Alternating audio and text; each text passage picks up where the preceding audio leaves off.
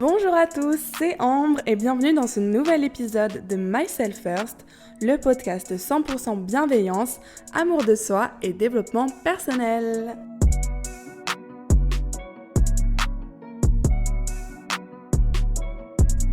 Aujourd'hui, on va parler nourriture, on va parler santé, on va parler régime, bref, on va parler des troubles du comportement alimentaire, autrement dit les TCA. Alors clairement, je suis pas médecin, mais dans cet épisode, en fait, j'aimerais vous expliquer un peu ce que c'est les TCA, parce que peut-être que vous en avez entendu parler, mais vous savez pas exactement ce que c'est, ou peut-être que vous en souffrez, mais vous le savez pas encore. Je vais aussi vous partager mon expérience avec les TCA, et en particulier avec la boulimie.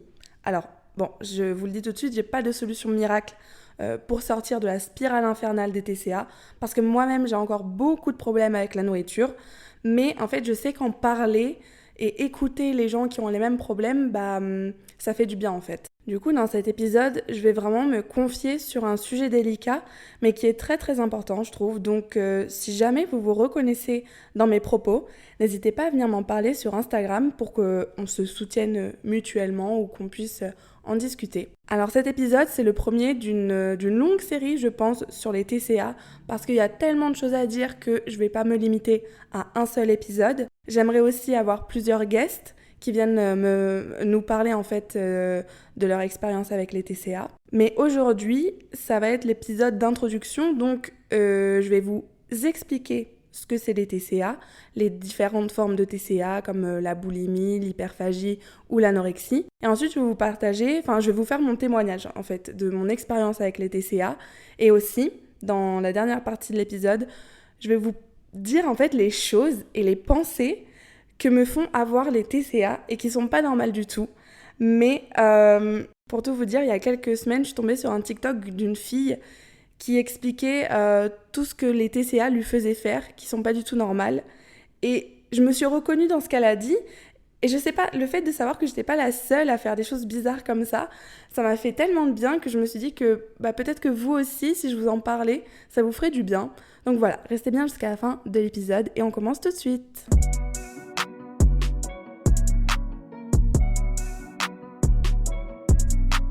Bon alors concrètement, les TCA, qu'est-ce que c'est ? Les troubles du comportement alimentaire, c'est tout simplement une dérégulation liée à l'alimentation qui peut se traduire par une restriction ou une réduction alimentaire ou au contraire une surconsommation d'aliments. En gros, vous avez un problème avec la nourriture, soit vous mangez beaucoup, soit vous vous nourrissez plus. Donc ça, c'est plutôt l'anorexie mentale. Et quand vous vous surnourrissez, c'est la boulimie et l'hyperphagie. Alors, c'est des troubles qui sont très importants. En fait, c'est des maladies. C'est une maladie, les TCA, une maladie psychique. Et c'est pour ça que c'est très difficile d'en guérir. Parce que déjà, il faut le moment où on réalise qu'on a des TCA. Et ensuite, il y a tout un travail mental à faire. Et moi, je suis très très très loin de m'en sortir. J'ai pas commencé le processus de guérison parce que tout simplement, en fait, c'est pas une maladie qui se soigne facilement dans le sens où il y a... Enfin, moi, je sais pas, par exemple, à qui m'adresser. Est-ce que je dois aller voir une diététicienne, un nutritionniste, un médecin ? Donc, les TCA, c'est une maladie psychique qui touche beaucoup de personnes, principalement les femmes. Et généralement, c'est des troubles qui commencent à apparaître au moment de l'adolescence. Et cette maladie, elle a évidemment des répercussions sur notre alimentation et donc sur la santé physique. Il y a une perte ou une prise de poids, mais aussi et surtout sur la santé mentale. Parce que vivre avec des TCA, c'est vivre avec de la honte, de la culpabilité, tout le temps. C'est des pensées polluantes. En fait, l'épisode s'appelle « Les TCA contre ma vie » parce que moi, ma vie, mes journées, mes semaines sont régies par la nourriture. Je pense à la nourriture tout le temps. Et ça, évidemment, c'est pas normal. Alors souvent, on associe les TCA à l'anorexie ou à la boulimie, dont je vais parler juste après. Mais en fait, je trouve qu'il n'y a pas besoin d'en arriver jusque-là pour admettre qu'on a un problème avec l'alimentation. À partir du moment où tu culpabilises après manger, où tu comptes tes calories, où tu commences à te restreindre avec des régimes, ou que la seule chose à laquelle tu penses, c'est la nourriture, pour moi, c'est que tu as des TCA. Parce que la bouffe, et ça devrait pas être un problème. On a besoin de manger pour vivre, mais aujourd'hui la nourriture, j'ai l'impression que c'est devenu une source d'angoisse pour beaucoup de personnes. Encore une fois, les TCA, c'est vraiment mental, c'est vraiment dans la tête. C'est des pensées polluantes et autodestructrices, d'où la difficulté d'en guérir encore une fois, et surtout c'est quelque chose, mais je vous jure que c'est la seule chose, j'ai l'impression, qui m'empêche d'être heureuse. C'est que j'ai tout dans ma vie pour être heureuse, mais j'ai ces TCA qui me gâchent la vie. Mais qui me gâchent la vie. Et c'est hyper douloureux et c'est hyper compliqué. Et dans ma tête, je suis en mode, mais je vais vivre comme ça en fait. Je vais vivre toute ma vie comme ça. J'ai des TCA depuis que j'ai 14 ans, même un petit peu avant, je pense. C'est mort. Je vais passer ma vie va être gâchée par ça. Je pourrai jamais atteindre le bonheur ultime. Et encore une fois, c'est hyper dur d'en guérir et de se faire aider parce que, mais comme c'est quelque chose de honteux, c'est dur d'en parler. C'est dur d'en parler à ses proches, par exemple. Moi, je commence à en parler à mes amis. J'en ai parlé à ma mère. Mais par exemple, mon père ou ma belle-mère, je leur en ai pas parlé. Et d'ailleurs, si jamais quelqu'un vous parle de ces TCA, n'essayez pas de l'aider en... Enfin, c'est gentil d'essayer de donner des conseils, mais sachez que c'est vraiment un truc mental et que du coup, les conseils en mode « Ah, mais tu peux manger de tout, mais en petite quantité. Ah non, mais tu devrais pas culpabiliser, c'est important de manger. » Non, on sait tout ça, on le sait, mais on ne peut pas. Ça veut dire que moi, tu me mets un paquet de chips, je vais pas en manger 2-3, je vais te le bouffer en entier, le paquet de chips. Et après le paquet de chips, ça m'a ouvert l'appétit. Donc je vais taper des paquets de bonbons, je vais me faire des cookies, je vais manger la pâte à cookies crue pendant que mes cookies cuisent et je vais bouffer jusqu'à ce que j'ai envie de vomir. Genre, c'est un truc, c'est une force surnaturelle. Je vous jure que quand je fais des crises de boulimie, ce n'est plus moi. Ce n'est plus moi. Donc vivre avec des TCA, que ce soit la boulimie, l'hyperphagie ou l'anorexie mentale, c'est vivre avec une culpabilité constante et ça gâche la vie.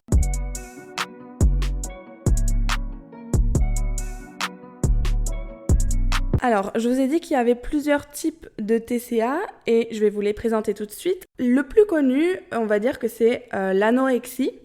Donc c'est un trouble qui est caractérisé par une restriction de l'apport alimentaire.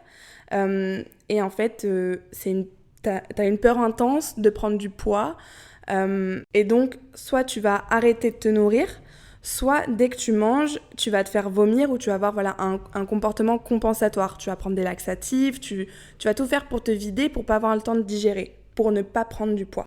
À l'inverse, la boulimie, c'est des épisodes de surconsommation, de consommation excessive de nourriture, attention, suivi de comportements compensatoires, comme le vomissement ou beaucoup de sport. Et l'hyperphagie, c'est pareil que la boulimie, donc c'est des épisodes de consommation excessive de nourriture, mais t'as pas de comportement compensatoire. Donc, t'as encore plus ce sentiment de honte et de culpabilité, et autant une personne qui fait de la boulimie, donc moi par exemple, je grossis pas parce que quand j'ai une crise de boulimie, les 2 jours suivants, je vais pas manger ou alors je vais faire masse de sport. Donc en fait, ça s'équilibre. Mais les personnes hyperphages, donc qui font de l'hyperphagie, elles peuvent grossir beaucoup plus facilement parce que derrière, elles vont pas réguler, elles vont pas compenser leur crise. Alors comment ça se déroule une crise de boulimie ? Je vais vous expliquer un peu comment je vis depuis que j'ai 14 ans. Je me lève le lundi matin en me disant que ça y est, cette semaine, je commence un régime et je m'y tiens. Alors je tiens lundi, je tiens mardi et le mercredi, je craque. Je craque et je bouffe tout ce qui me passe sous la main. En fait, mes crises de boulimie, elles découlent de frustration, d'épisodes de frustration où pendant plusieurs jours, je vais pas manger, je vais me restreindre, me frustrer. Et forcément, à un moment, quand tu te frustres, tu craques. Mais c'est pas tu craques en mode tu prends une petite part de gâteau. C'est tu craques, tu manges en fait, les crises de boulimie, c'est ça. C'est tu vas manger le plus possible du gras, du sucré, généralement, et les deux en même temps. Du gras, du sucré.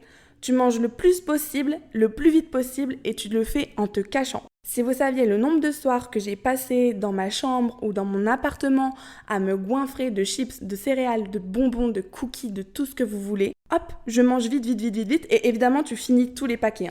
Même si t'as envie de vomir et tout, tu fais une petite pause de 30 minutes histoire de digérer et ensuite tu finis les paquets, ça c'est important. Et forcément, après avoir englouti tout ça, tu regrettes, tu te dis que c'était la dernière fois, t'essayes de te dire ça pour déculpabiliser évidemment, t'as honte, physiquement t'es pas bien, t'as envie de vomir, t'as le ventre ballonné Et puis, émotionnellement, t'es vraiment très très mal. T'as honte parce que sur le coup, t'as pas su te maîtriser. Mais en même temps, tu ne peux pas te maîtriser. Quand tu fais une crise de boulimie ou d'hyperphagie, c'est une autre personne. Genre, t'as aucun contrôle, t'as aucun pouvoir. Tu ne peux rien faire. Donc, dans cet épisode, je vais vraiment m'attarder sur la boulimie parce que c'est le TCA qui me concerne. Et il y aura d'autres épisodes sur l'anorexie, sur l'hyperphagie ou sur d'autres TCA avec des personnes concernées. Parce que moi, je peux pas parler d'anorexie alors qu'en vrai, je sais pas ce que c'est. Vraiment, j'ai pas envie, je suis pas légitime pour vous parler de ça. Il y a une règle dans la boulimie, c'est le foutu pour foutu. Je sais que certaines personnes comprendront pas quand je leur explique que si on met un paquet de gâteaux devant moi, c'est soit je n'ouvre pas le gâteau, enfin j'ouvre pas le paquet, soit je le mange en entier. Mais il n'y a pas de demi-mesure en fait. À partir du moment où tu commences à manger un gâteau, puis deux, puis trois, t'as le truc du foutu pour foutu, allez, je bouffe tout le paquet. Et puis une fois que le paquet est englouti, bon bah foutu pour foutu, je vais ouvrir le paquet de chips qui me fait de l'œil depuis 3 jours. Donc le foutu pour foutu, c'est vraiment ce qui nourrit la crise de boulimie, on va dire. Parce que ça fait que tu t'arrêtes jamais, en fait, t'as pas de limite. Foutu pour foutu, je vais jusqu'au bout, jusqu'au point d'avoir envie de vomir, quoi. Mais alors, qu'est-ce qui déclenche une crise de boulimie? Eh bah, c'est toujours une émotion. Parce que quand tu fais une crise de boulimie ou d'hyperphagie, c'est que tu cherches à manger une émotion, c'est que tu cherches à te combler, à combler un vide qui est en toi. Et du coup, si à un moment dans la journée, tu ressens de la tristesse, de la frustration, de la colère ou même de la joie, ben, c'est une émotion, si elle est assez forte, assez puissante, ben, tu sais pas vraiment la gérer et du coup, tu vas la manger. Genre, je sais que moi, si je passe une mauvaise journée ou qu'il y a quelque chose qui m'a rendue triste ou heureuse ou que je suis stressée, je vais manger. Mon réflexe, ça va être de manger. J'ai une bonne nouvelle? Ok, je me récompense en mangeant. Je suis triste? Bah, je me réconforte en mangeant. Je suis en colère? Bah, je me canalise en mangeant. Il y en a, quand ils ont passé une mauvaise journée, ils vont se faire couler un bain, ils vont fumer une cigarette, ils vont sortir avec leurs potes, ils vont boire. Ben nous, quand on souffre de TCA, quand on fait de la boulimie ou de l'hyperphagie, on bouffe. On bouffe. En fait, quand tu fais une crise de boulimie, t'arrives pas à t'arrêter, même si t'as envie de vomir et tout, parce que ce n'est pas ton corps que tu nourris. Oula, j'ai fait un accent, non? C'est pas ton corps que tu nourris, mais c'est pas possible, je sais pas parler ou quoi? Ce n'est pas ton corps que tu nourris, c'est ta tête. C'est-à-dire que même si t'as pas faim, tu fais une crise d'hyperphagie quand même, parce que c'est ta tête, c'est dans ta tête qu'il manque un truc. Donc, ton corps, il n'existe plus à ce moment-là. Ton ventre, tu l'écoutes plus. Ça fait des années de façon que tu n'écoutes plus tes besoins, les besoins de ton corps, de ton ventre et tout. Non, en fait, quand je fais une crise de boulimie, je suis un puits sans fond. Et même si vraiment je suis pas bien, je suis inconfortable physiquement, tant que ma tête n'est pas rassasiée, ben, je vais continuer à manger. Alors, comment est-ce qu'on développe des TCA? Qu'est-ce qui fait qu'une personne va commencer à avoir des problèmes avec l'alimentation? Il y a plein de facteurs qui peuvent être pris en compte. Ça peut être des événements traumatisants, par exemple la mort d'un proche va pousser une personne à arrêter de se nourrir. Le harcèlement scolaire, ça va pousser une personne à se réconforter dans la nourriture. Ça peut également être des mauvaises habitudes de vie. Pendant ton enfance, tu as été restreint sur la nourriture et du coup, quand tu deviens adulte, bah, tu compenses en mangeant de façon excessive, donc tu développes de la boulimie.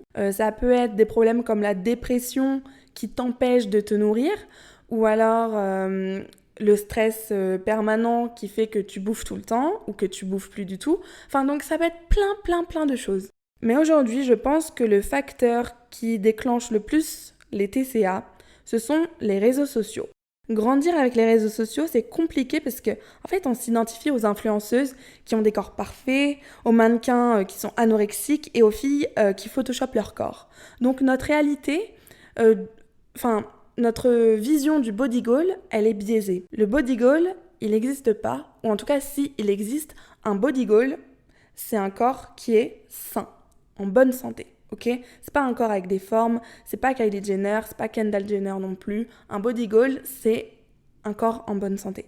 Mais aujourd'hui, que ce soit sur TikTok ou Instagram, on est bombardé de meufs hyper fines, ou alors fines avec des gros seins, ou alors qui ont des formes, mais des formes genre leur corps il est quand même, il est shape en sablier, donc ça reste magnifique. Et quand t'es petite, et même à notre âge d'ailleurs, tu te rends pas compte que ces meufs-là elles sont photoshopées, qu'elles portent des gaines, qu'il y a des filtres, etc. Donc tu te dis juste que la moitié des meufs de la planète, elles font du XS, elles ont des corps de malades mentaux, et toi, t'es là, tu bouffes ton paquet de chips en regardant leurs vidéos, et tu te sens comme un gros tas de merde, et tu te dis, je finis mon paquet de chips, et demain, je commence un régime. Et c'est là que les TCA, ils arrivent. Et je trouve aussi, alors ça c'est peut-être mon avis personnel, mais qu'il y a une romantisation de l'anorexie. Je trouve qu'il y a vraiment un culte, un truc hyper romantique autour des mannequins anorexiques, tu sais, qui se fait vomir après manger et tout, mais qui est hyper fine et qui fume au lieu de manger, et que, genre, elle grignote une pomme par jour. Et je sais pas, j'ai l'impression que c'est devenu un esthétique, enfin, une façon de vivre, un truc qu'on a romantisé, que ce soit sur Pinterest, sur TikTok ou dans certains films, où la meuf, elle est clairement anorexique, mais on en fait quelque chose de beau. Et ben ça, c'est pas normal. Je sais pas si vous voyez ce que je veux dire. Bon, bref, tout ça pour dire que les réseaux sociaux, ça peut déclencher les TCA.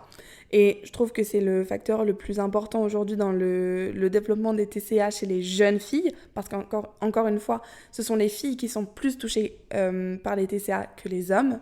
Mais être maigre, ça devrait pas devenir une tendance. Et j'espère sincèrement que si vous avez des TCA, vous vous en sortirez un jour. Et j'espère que moi, je m'en sortirai un jour parce que je compte pas finir ma vie en laissant toutes ces pensées polluantes me ruiner mon existence. Mais voilà, ça c'était ma petite présentation des TCA. J'espère vraiment que je vous aurai aiguillé et que vous comprenez toute la complexité autour de cette maladie.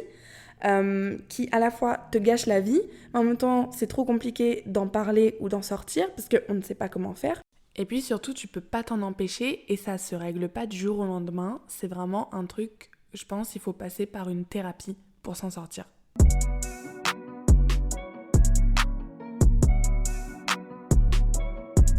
Alors maintenant je vais vous parler de moi, mon expérience avec les TCA et ce sera mon petit témoignage sur la boulimie. Comme je vous ai dit, mes problèmes avec la nourriture, ils ont commencé quand j'avais 12-13 ans, comme une bonne partie des personnes qui sont atteintes de TCA. En fait, chez mon père, il y a un culte autour de la nourriture saine, du sport et du corps fin, athlétique. Alors, je trouve ça super que mon père et ma belle-mère fassent attention à nous nourrir avec des produits de qualité, bons pour la santé, et surtout que ma belle-mère cuisine super bien. Mais, c'est vrai qu'ils sont très très à cheval sur l'alimentation. Je vous explique comment ça se passe chez mon père. Interdiction de grignoter. On ne peut pas se servir 3 fois si on a faim, genre c'est 2 fois maximum. Mon père surveille ce qu'on mange et mon père rationne la nourriture. Par exemple, un jour, ma sœur a fait l'erreur ultime, de manger une clémentine. Une clémentine, attention, entre les repas parce qu'elle avait faim. Ok, tu manges une clémentine à 14h parce que t'as faim.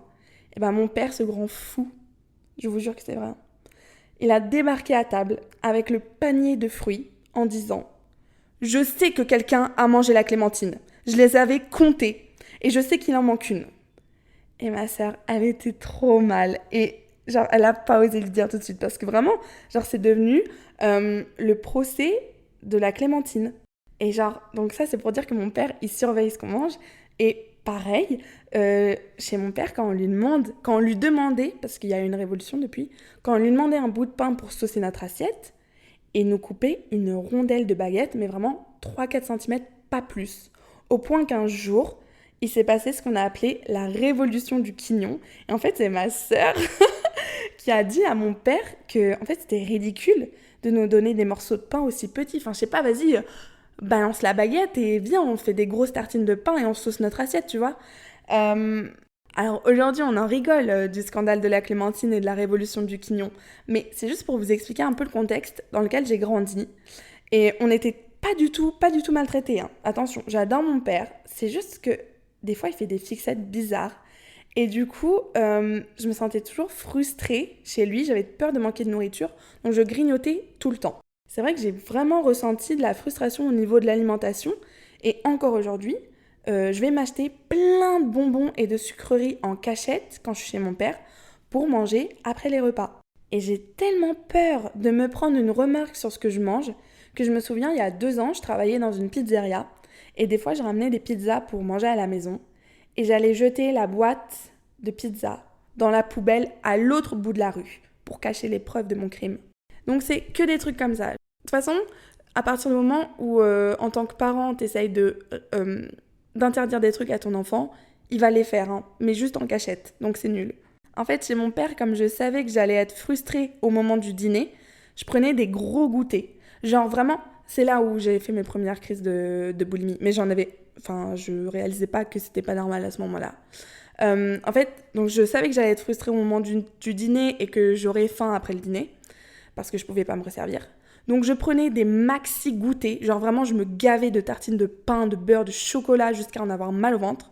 Comme ça, en fait, j'étais rassasiée jusqu'au repas et même après le dîner.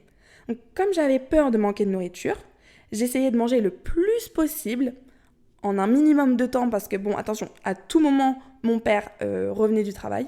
Du coup, il fallait que je mange vite avant qu'il vienne du travail.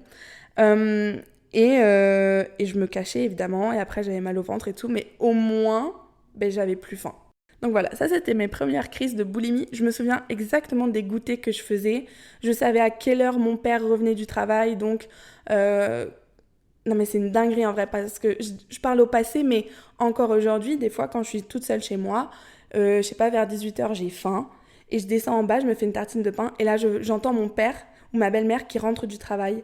Et je cache tout ce que je mange. Genre vite, là j'ai un coup de pression, je remets le beurre dans le frigo, je cache les crimes, je parle de crimes, mais on parle d'une tartine de pain, putain, parce que j'avais faim à 18h, c'est tout. Enfin bref, chez mon père, vous voyez, il y a un petit problème autour de l'alimentation parce que t'as peur de manquer, enfin en tout cas moi j'ai peur de manquer, donc je grignotais tout le temps en cachette. Et s'il y a tout un contrôle autour de la nourriture chez mon père, c'est totalement l'inverse chez ma mère. Alors là, chez ma mère, t'es en libre service. C'est bonbons, chips, produits industriels, restaurants, McDo. On mange ce qu'on veut, quand on veut, autant qu'on veut. Et finalement, c'était assez compliqué de jongler entre la semaine chez mon père et la semaine chez ma mère parce que du coup, j'avais l'impression d'être dans un extrême puis dans un autre. Et ça, je pense que c'est un des premiers déclencheurs de mes TCA. Le fait que une semaine, je me sente super frustrée, puis la semaine d'après, je peux manger toute la nourriture que je veux. Et du coup, j'ai pas eu d'équilibre au niveau de l'alimentation. Et encore aujourd'hui, j'ai pas d'équilibre du coup. Alors peut-être que toi aussi tu as ressenti de la frustration sur ce que tu mangeais quand tu étais plus jeune et qu'aujourd'hui tu essayes de combler ce manque en te remplissant de nourriture. Et force à toi si t'es comme ça. En plus de ces problèmes de relation à la nourriture, j'ai développé des problèmes sur mon poids et mon corps.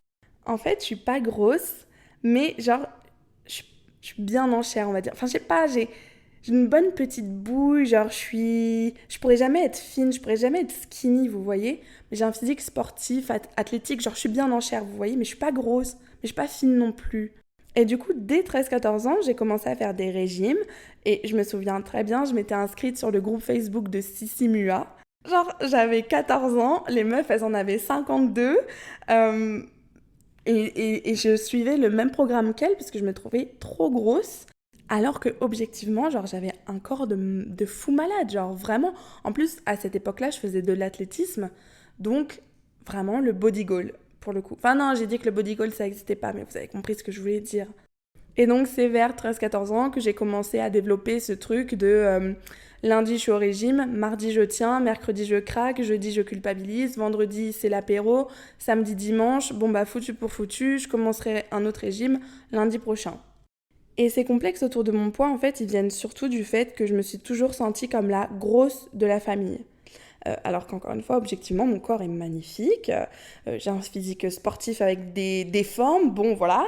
Il y a des choses que j'aime moins que d'autres dans mon corps, mais j'ai jamais été grosse. Et pourtant, je me suis toujours sentie comme la plus grosse, que ce soit dans ma famille ou dans mes amis, quoi. En fait, mon père, mais papa, je suis désolée, hein, si t'écoutes ce podcast, je t'aime de tout mon cœur, mais De toute façon, papa, tu sais, hein. Tu sais que tes remarques sur mon poids, ça m'a fait du mal. Donc voilà, je veux pas que tu te sentes coupable, mais bon, j'ai des choses à dire, quoi. En fait, mon père, il me faisait plein de remarques sur mon poids. Je me souviens, quand j'avais 15 ans, j'ai passé plusieurs semaines en Norvège. Et quand je suis revenue, bah, bon, bah voilà, j'avais pris quelques kilos, on va dire. Et il m'a dit, ah bah, va falloir manger de la soupe. Ce soir, on mange de la soupe. Hein. Là, on va manger plein de soupe. Traduction, ma fille, tu es grosse. Là, il va falloir faire un régime. C'était cruel. Et aussi, quand je suis rentrée de Norvège, ah ça, je m'en souviendrai toute ma vie. Mais je vous jure, j'ai les images en tête. Hein. C'est des souvenirs, ils sont intacts. Je reviens de Norvège, ça fait 2 mois presque que j'ai pas vu ma petite sœur. Et le premier truc qu'elle me dit, c'est même pas bonjour ou quoi. Non, c'est ah bah maman, elle avait raison, c'est vrai que t'as pris des joues. Voilà, bim, dans ma gueule. Alors ça fait mal. En plus, après, c'est devenu une blague. Hein. Quand je m'absentais et que je voyais pas ma famille pendant longtemps, quand je revenais, mon petit frère, il me disait ah bah Ambre, t'as grossi. Pour faire une blague. Sauf que moi, ça me faisait pas rire du tout. Donc Gabriel, t'arrêtes de faire des blagues comme ça maintenant. Et je vous jure, hein, si je reviens de Bali et qu'il y a quelqu'un qui me dit que j'ai grossi, je retourne à Bali. Déjà que j'ai pas envie de partir, mais alors là, j'ai envie d'être accueillie comme une star internationale. Aucune remarque sur mon poids. Bon bref, y a mon père, mon frère, ma sœur, puis il y a aussi mon cousin qui, il y a quelques années, m'a fait une blague dont je me souviens très bien encore une fois. On était chez mes grands-parents, c'était le moment d'aller dormir, donc tous les cousins étaient dans la chambre, et il a dit « Quel est le point commun entre Ambre et une baleine ?» Bah, il y en a une qui est échouée et pas l'autre. Voilà, donc je savais que la blague, dans tous les cas, allait pas me faire rire. Mais là, je m'étais carrément énervée parce que bah, c'est hyper violent de comparer sa cousine à une baleine et que bah, du coup, j'ai pleuré parce que je suis un peu une victime. Mais non, c'est même pas une question d'être victime, juste évidemment, tu pleures quand on te dit ça. Et il n'a pas compris pourquoi je me vexais. Mais d'ailleurs, mon cousin, il adore me taquiner et son grand jeu, c'est de me tailler sur la quantité que je mange. En fait, c'est vrai que je mange beaucoup parce que j'adore la bouffe et que je me dépense énormément. Faut savoir que je fais du sport tous les jours, au moins 1 heure de sport par jour. Donc, à côté, bah, je mange beaucoup. Et au repas de famille, devant tout le monde, il fait que des blagues. Enfin, vous voyez, il a une ligne de conduite. Il a un seul thème pour faire ses blagues, c'est moi. C'est moi, et c'est mon rapport à la nourriture. Genre, en fait, j'arrive à table et il dit genre, attention, Ambre arrive, cachez vos assiettes, ou laissez pas Ambre se servir en premier, il y en aura plus après. Et vous savez quoi? Bah, avant, je pense que ça m'aurait détruite. Mais aujourd'hui, ça me fait vraiment rire. Enfin, je le prends pas mal du tout. Et d'ailleurs, avant de partir à Bali, bah, je lui ai demandé, mais tu fais toutes ces blagues parce que tu me trouves grosse? Ce à quoi il m'a répondu, bah non, t'es pas grosse, c'est juste que c'est marrant parce que tu manges beaucoup pour une fille. Et je vous jure, ça m'a fait un bien fou de l'entendre me dire ça parce que, bah en fait, oui, j'ai bon appétit, mais ça veut rien dire sur mon poids.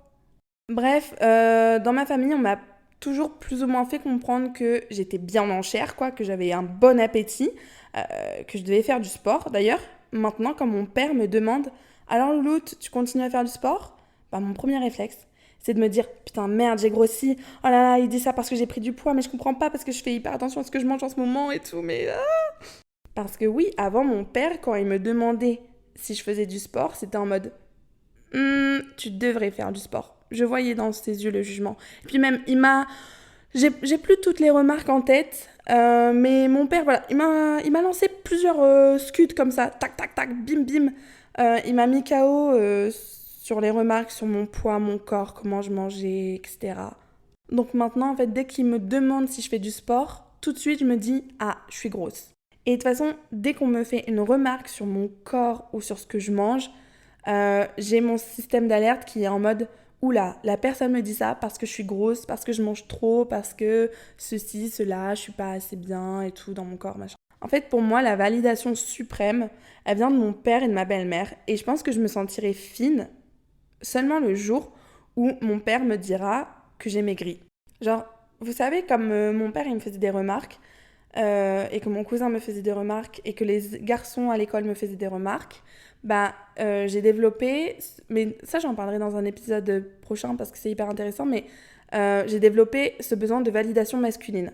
C'est-à-dire que si mon père me trouve belle, me dit que je suis belle, c'est que je suis belle. S'il me dit que je suis grosse, c'est que je suis grosse. Et du coup, j'ai trop besoin de la validation des hommes pour savoir si je suis belle, si je mérite d'être aimée, si je suis assez bien, si je suis assez fine et tout. Donc voilà, je pense que vous sentez venir le petit épisode sur les daddy issues. J'ai vraiment mis longtemps à comprendre que mon rapport à la nourriture, il était anormal.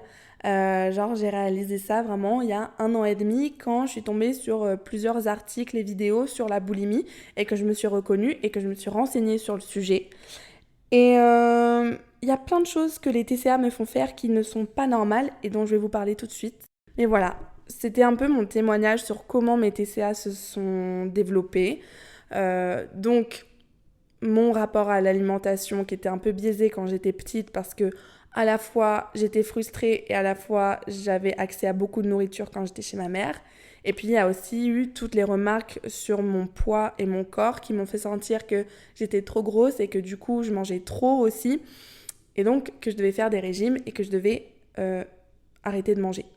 Et du coup ça m'a créé le truc de frustration et de craquage, boulimie, TCA, vous avez compris.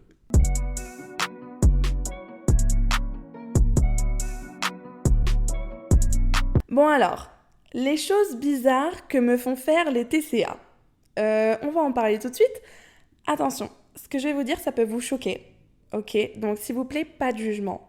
Je me livre à vous en espérant... Non, j'espère pas que vous êtes aussi fou que moi, mais si vous souffrez de TCA, et encore une fois plutôt de boulimie, je pense que vous allez comprendre ce que je veux dire, et peut-être que vous avez les mêmes symptômes que moi. Alors, comme j'ai des TCA, quand quelqu'un mange plus que moi, je suis contente. Comme j'ai des TCA, je regarde le corps de toutes les femmes. En fait, quand je rencontre une fille, je vais vraiment analyser tout son corps. Je vais faire une fixette sur le corps des autres. Et le pire, c'est que je trouve que toutes les meufs autour de moi, elles ont des corps de malades mentales. Elles sont trop belles, vous voyez, elles n'ont pas mon corps idéal. Enfin, le corps idéal que j'ai en tête. Mais je trouve leur corps, il est magnifique. Mais moi, j'ai le seul corps que je n'accepte pas, forcément. Mais ça, on est tout un peu pareil, je pense. On trouve que tous les corps sont beaux, sauf le nôtre. Si vous aimez votre corps, franchement, vous avez trop de chance. Moi, j'ai jamais rencontré une meuf qui m'a dit qu'elle trouvait que son corps était beau. Ah si, peut-être ma coloc. Parce qu'elle, elle a grave confiance en elle. Et je sais qu'elle a... Enfin, elle m'a jamais parlé de problème avec son corps, en tout cas. Donc bon. Bref. Alors lui, il est un peu chaud. Mais en fait... Alors, je sais pas comment expliquer. En fait, j'aimerais trop aller en prison ou tomber malade pour perdre du poids. J'aimerais trop faire koh parce que les aventuriers, ils perdent du poids. J'aimerais trop aller en prison parce que les prisonniers, ils mangent de la soupe et du pain et que ça leur ferait perdre du poids. J'aimerais trop avoir un accident de voiture ou un cancer. Et dites-vous, je me suis déjà... quand je vois des meufs qui ont des cancers, je suis en mode... Trop bien, elles ont perdu du poids. Quand je vois des meufs anorexiques, je suis en mode « Mais je rêverais d'être anorexique ». Et c'est une dinguerie de penser ça. Mais c'est totalement fou de penser ça, de se dire « Bon, si j'ai le cancer, ça fait chier parce que je peux mourir, mais au moins, je perdrai quelques kilos. » Et en fait, ouais, c'est ce truc de privation de nourriture. Il y a quelques jours, je suis allée faire une croisière pendant 3 jours dans les îles Komodo. C'était incroyable. Et j'étais trop contente parce que je me suis dit « Purée, pendant 3 jours, je vais être sur un bateau. » Donc, je ne pourrai pas grignoter. Donc, je suis trop contente. Vous voyez, c'est ce genre de pensée tout le temps. En mode, quand quelqu'un me dit « Ah, j'ai la gastro, j'ai vomi pendant 3 jours, j'ai rien mangé. » Je suis en mode « La chance !»« Ah, j'ai le Covid, comme j'ai le nez bouché, je mange pas. » La chance !»« Ah, j'ai la chiasse, je peux pas... je me vide. » La chance !» Là, j'ai une collègue aujourd'hui qui m'a dit qu'elle avait pas mangé hier. J'étais en mode « La chance !» Premier degré, quand je suis arrivée à Bali, mon rêve, c'était de choper le Bali Belly. Je voulais pendant 3 jours vomir, faire caca, ne rien manger pour perdre du poids. Au point que je mettais de l'eau dans ma bouche, vous voyez, de l'eau de la douche dans ma bouche, pour choper le Bali Belly. Parce que je voulais perdre du poids. J'enviais aussi les filles qui arrivent à se faire vomir après les repas. Donc, je me suis entraînée, moi, à vomir après les repas. Et quand j'ai réussi à me faire vomir après les repas, j'étais trop contente. Pour moi, c'était... Ah, je peux manger ce que je veux. Ensuite, je me fais vomir et tac, trop bien. Bon, alors, je me fais plus vomir. C'était un petit épisode de ma vie quand je suis arrivée à Bali. Mais voilà, j'étais contente. Genre vraiment, pendant 1 heure, je me mettais les doigts au fond de la gorge, je regardais combien de temps je dois les laisser, je regardais des tutos pour se faire vomir et tout, parce que je me disais, se faire vomir après les repas, la chance. Je rêverais d'avoir le cœur brisé, euh, je rêverais de faire une dépression pour ne plus m'alimenter. Tout ce que je vous dis là, je n'exagère pas. C'est des vraies pensées que j'ai eues, c'est des vraies pensées que je peux encore avoir. Juste pour vous dire à quel point c'est pas juste une maladie en mode 2-3 fois par semaine, tu manges ce qu'il y a dans tes placards. Non. C'est des pensées polluantes en mode quand quelqu'un me dit oui, je suis accro au bédo, je fume tout le temps, ça m'a fait perdre du poids.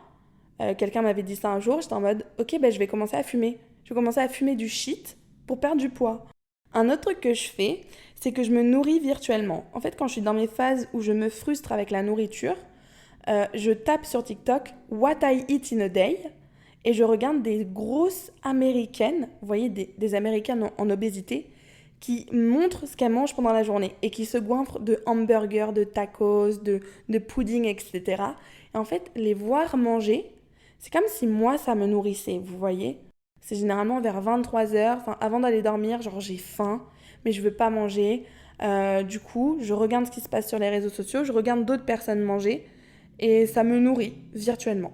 Bon, évidemment, comme j'ai des TCA, je pense constamment à la nourriture.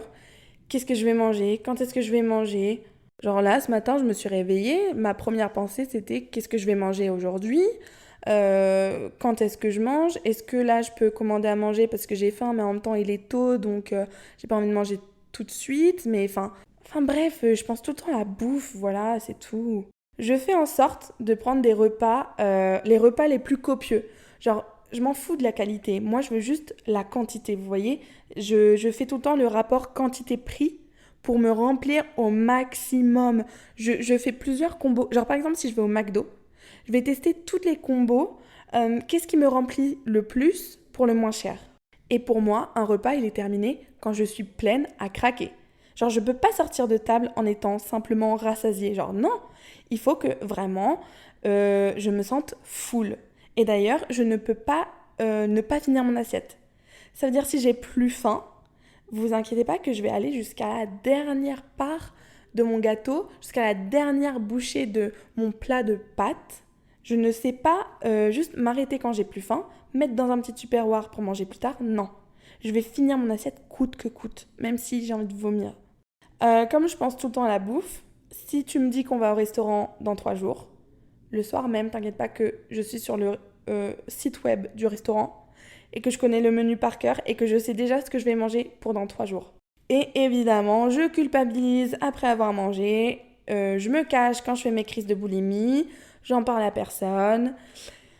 Et j'ai déjà mangé des trucs hyper bizarres, genre quand je faisais des crises de boulimie et que j'avais plus rien à bouffer, je mangeais, en fait je me fais des petites pâtes, genre, enfin, comme de la pâte à gâteau crue, genre je mélange du beurre, de la farine et du sucre. J'ai déjà mangé des nouilles crues. Je suis pas Mélissandre en mode je vais pas manger du papier ou quoi, mais un jour j'avais trop envie de sucrer et bah je m'étais fait du lait concentré maison, genre j'avais mis 1 litre de lait avec du sucre à bouillir. Ça m'avait fait un lait concentré sucré. Voilà. Non, c'était pas du lait concentré, de la confiture de lait. Enfin bref, j'ai mangé des trucs mais hyper bizarres. Je crois que des fois, je mangeais des trucs périmés. Juste parce qu'il fallait que je bouffe, quoi. Et d'ailleurs, en parlant de trucs périmés, il y a quelques semaines, je m'étais fait du riz avec de la sauce tomate. Et en fait, la sauce tomate, il y avait de la moisissure dedans, j'avais pas vu. Et du coup, j'ai tout vomi après. Sauf que j'étais trop contente d'avoir vomi, évidemment. Et donc, j'ai gardé le pot de sauce tomate pour le manger, pour me faire vomir. Alors, je l'ai pas fait parce qu'il a été jeté. Mais voilà, jusque où, en fait, mes pensées vont. Bon voilà, me jugez pas, vraiment me jugez pas s'il vous plaît, c'est difficile d'en parler mais en même temps c'est un peu libérateur et je sais que si vous souffrez de même TCA que moi et que vous faites les mêmes choses que moi, genre le fait de savoir que vous n'êtes pas tout seul, ça peut vraiment vous aider. Donc je suis contente si je suis utile pour vous. Et ceux qui n'ont pas de TCA, s'il vous plaît, me prenez pas pour une folle. Juste, j'ai des problèmes avec la nourriture, d'accord? Je suis malade, je suis une grosse tarée, mais j'y peux rien en fait. J'y peux rien, voilà, j'y peux rien. Je vous promets que je vais me faire aider et de toute façon quand je vais rentrer en France, je pense que je vais aller voir soit un thérapeute ou une diététicienne ou un nutritionniste ou peu importe. Mais en tout cas, il est temps que ça cesse.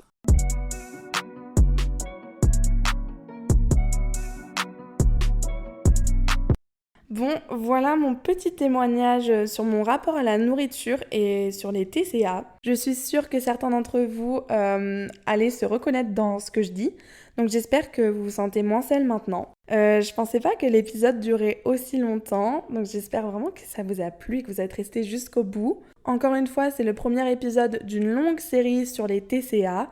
La prochaine fois, on parlera plus en détail, je pense, de la boulimie, de l'anorexie, etc. avec des personnes concernées par ces troubles. Mais là, je voulais vraiment vous livrer mon témoignage et vous présenter globalement ce que c'est les TCA. En attendant, je vous fais des gros bisous et je vous attends sur mon Insta pour me donner vos retours. Stay tuned et à très bientôt!